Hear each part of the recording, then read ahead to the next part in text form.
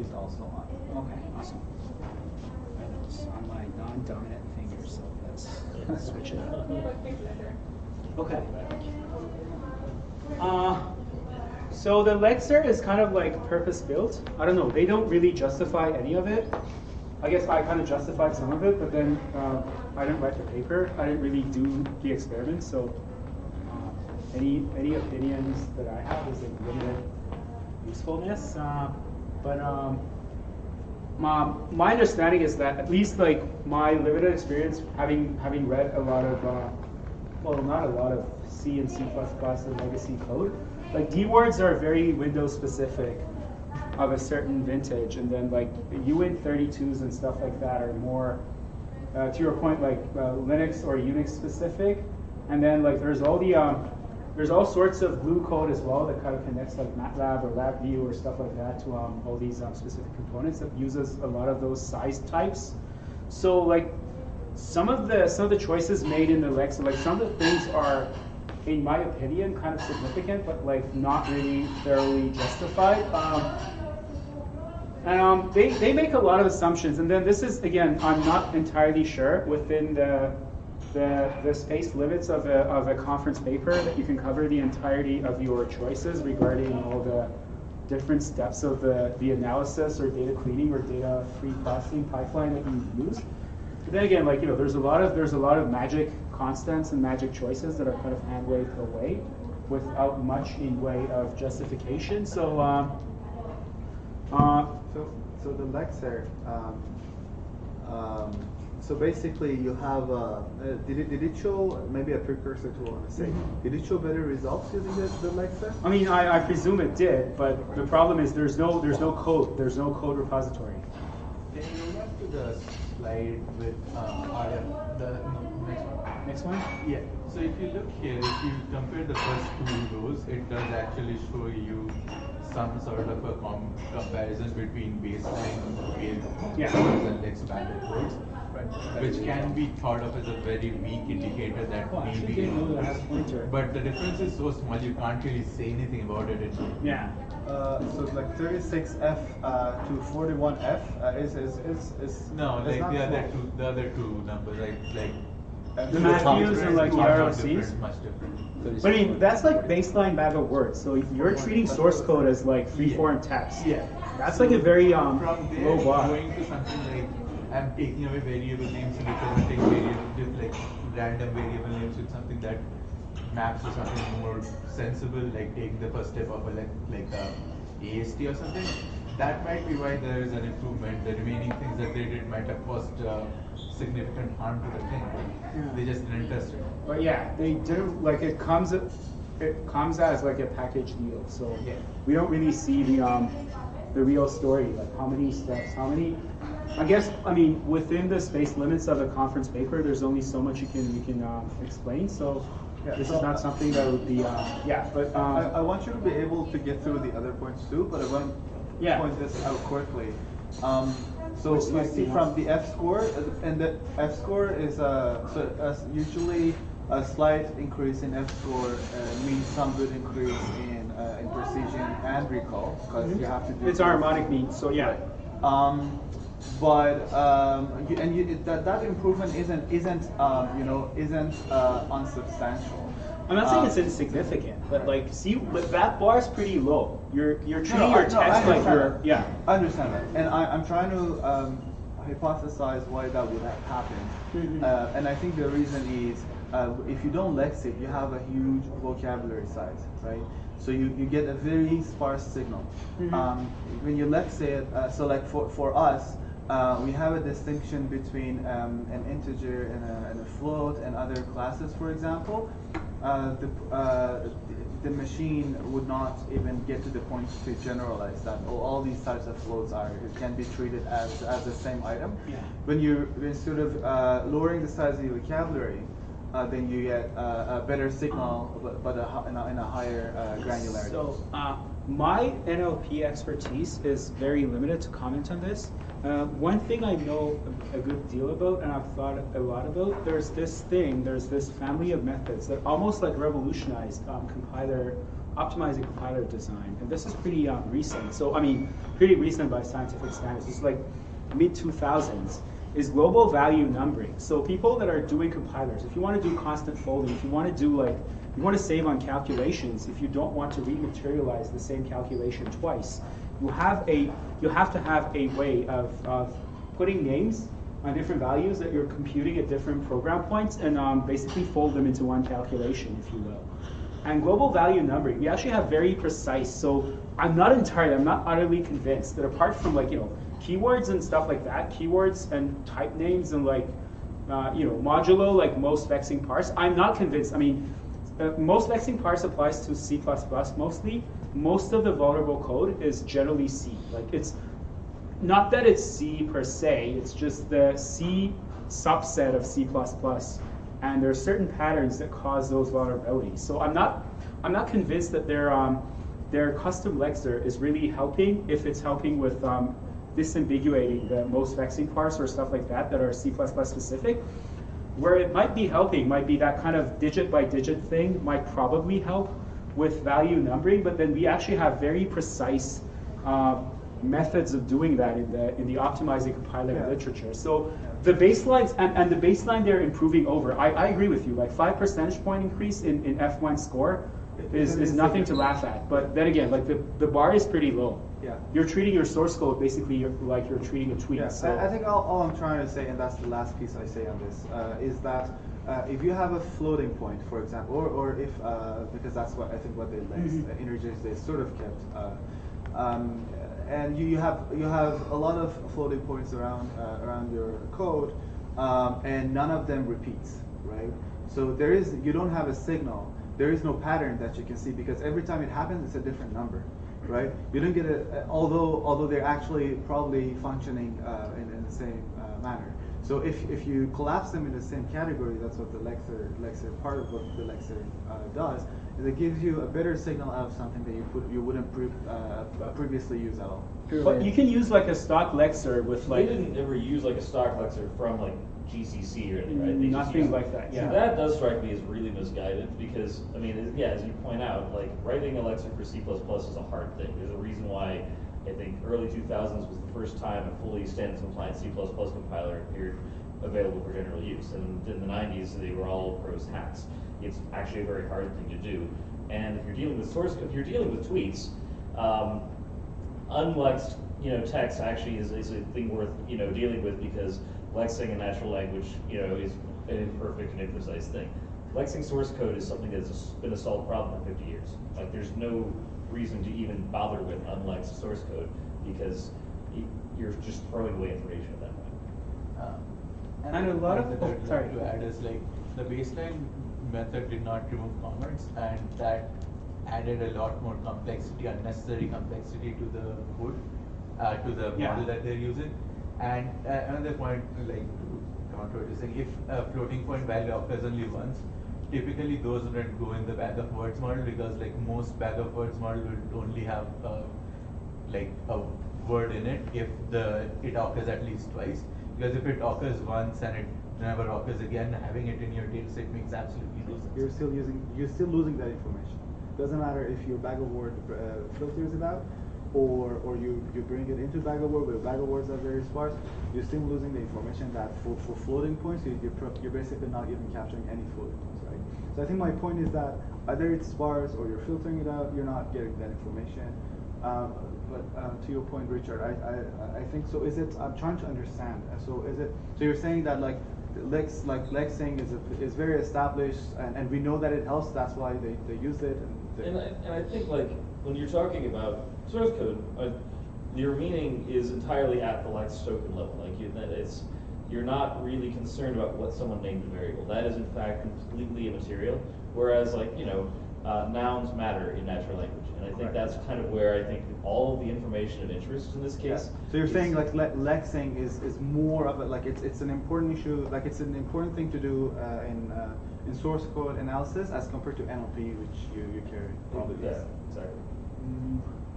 Fair. So you in NLP you do it usually we do it because of the bottleneck of the softmax. So for a slightly different reason. Well, in NLP, you might do 2 or 3 different lexing approaches and combine them all into different feature streams because you know that each one's going to have limitations.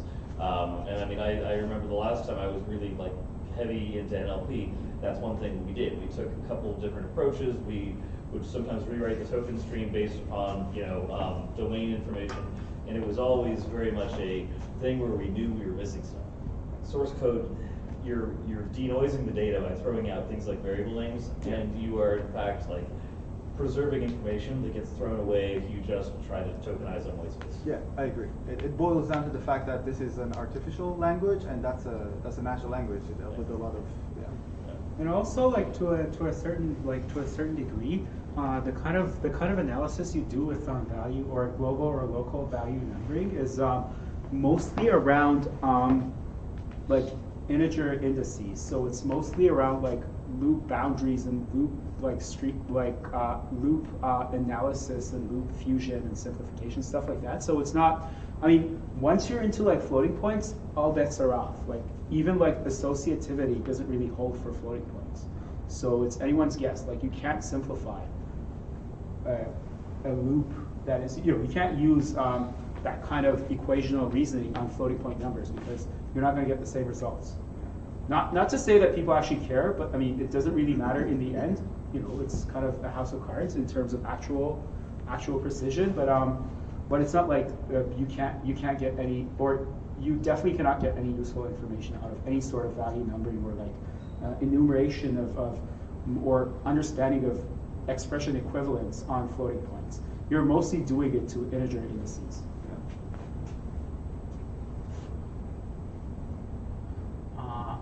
So this was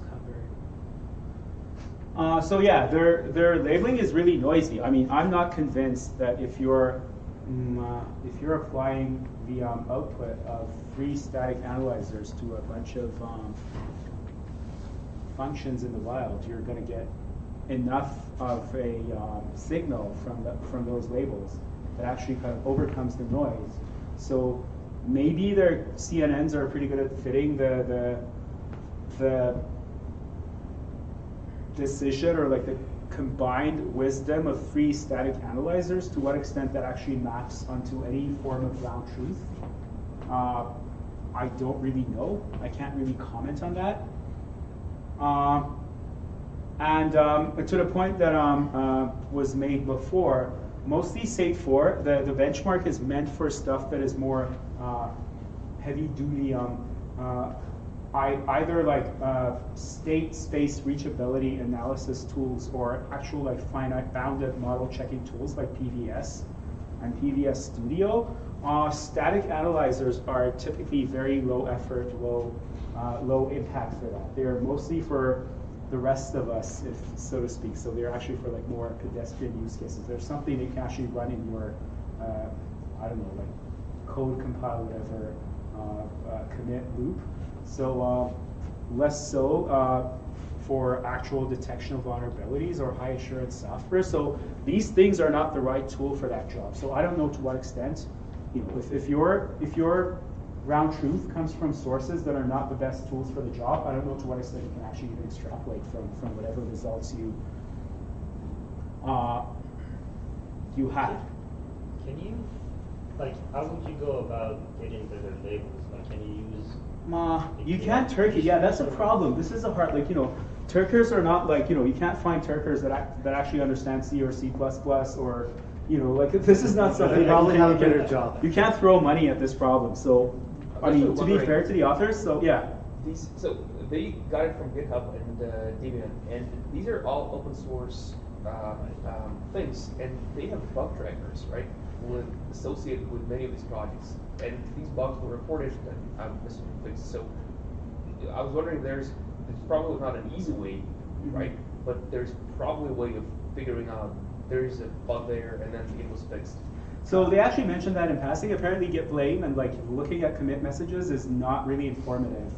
On the other hand, though, you might not find Turkers in the sense that, like, bored unemployed pensioners might not know C and C++, but you can often you all write bad it students? with students? Yeah. I mean, like I know that when we were trying to get labeled data sets for legal text and case text, we went to law students, and they all, you know, were looking for a little extra beer money, and so you pay them more than you pay Turkers, but not much, and they're pretty happy to oblige. Yeah, if you're okay with that type of slavery, I mean, like I'm not gonna raise any ethical objections on that. I was in that court myself. But yeah, it's In all seriousness, though, geez, those were just turning into one sound. I'm not even drinking. No, I think that if you did want to take this problem seriously, I do agree. I don't think lexers are the way to go. Or I mean, I think you should be very close to whoever's building the compilers or whatever. Like you need to be as close to the machine code as possible, and tagging from that level. I don't think you actually have a chance at this level. At least not with. Not if you really want to solve the problem in a big way. that is a very good point. So most recent, that's maybe kind of, I don't know.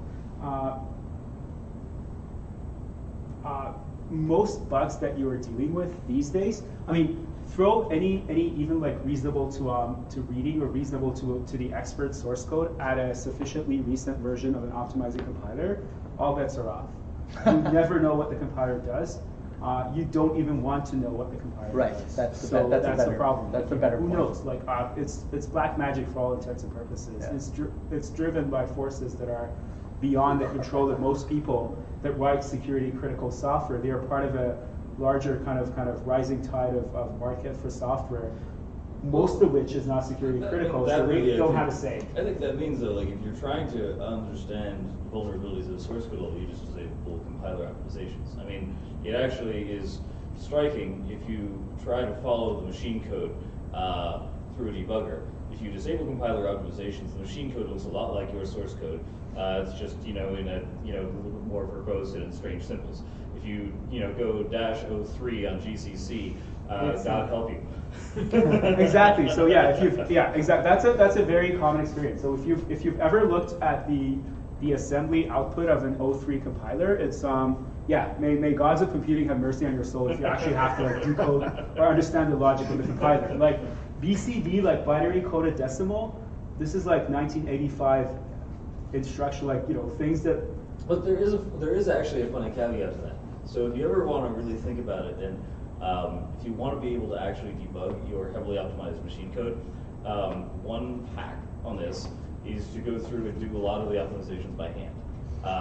And I came across this one time when I was in grad school, and I had a piece of code that took forever to run, and I needed to be able to debug it. And so I sat down and I removed my loop invariants and otherwise just aggressively got the C++ code to be, I improved the runtime by an order of magnitude on my debug builds. And the side effect was that the 03 and the no optimizations builds had almost exactly the same code, and I can now follow the release builds in the debugger. And it's a funny little thing because its heuristics will realize there's no room for optimization, so it won't change your flow. Whereas if you write it naively, it will rewrite your entire code because it will be able to say, hey, if I move these things around, I can double your performance. Right. But yeah, exactly. This happens a lot. Like you write some code that, for all intents and purposes, is doing integer stuff, and the compiler manages to mangle your code into binary coded decimal stuff that should have been deprecated in 1985. For some reason, it was not, and turns out nowadays it's more efficient to run or execute that loop that way, and it's really hard to work backwards from that. Or if you don't have the object code, the machine the machine language instruction stream, all bets are off. Or sufficiently smart compilers are just magic. So yeah.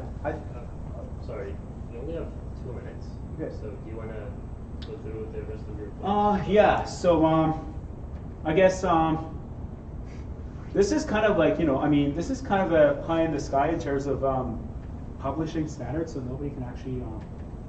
This is a very high bar, but I would say if your method is actually kind of good at finding out about, or finding or discovering bugs that were either too unknown, only then you can kind of claim that you're advancing over the state of the art. This is mostly, in my very humble opinion, child's play.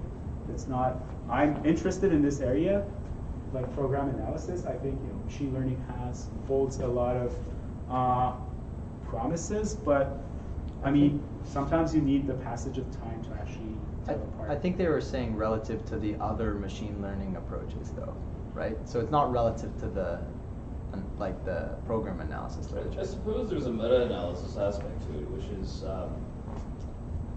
if you try to solve a problem that we know we can solve deterministically without machine learning, with machine learning, it actually teaches us something about the size of the data set and the ways that you have to form the problem. Most problems we successfully use machine learning for are problems that we don't know how to solve, with a closed form analytical solution. And so it's actually, in some ways, hard to gauge how close we are to perfect. And in that respect, throwing machine learning at a solved problem gives us a data point. It doesn't mean that it's a good way of solving a problem, but yeah, because I mean, you also run into the Peter Wittick's thing about people trying to use quantum computing for things that classical computers are fantastic for, right? Yeah, exactly. But I agree with you that I think we actually do need to use machine learning on problems that we know the solutions to more often. Yeah. Because baselines are very Yeah. nice. Yeah. But Yeah, I guess that's it.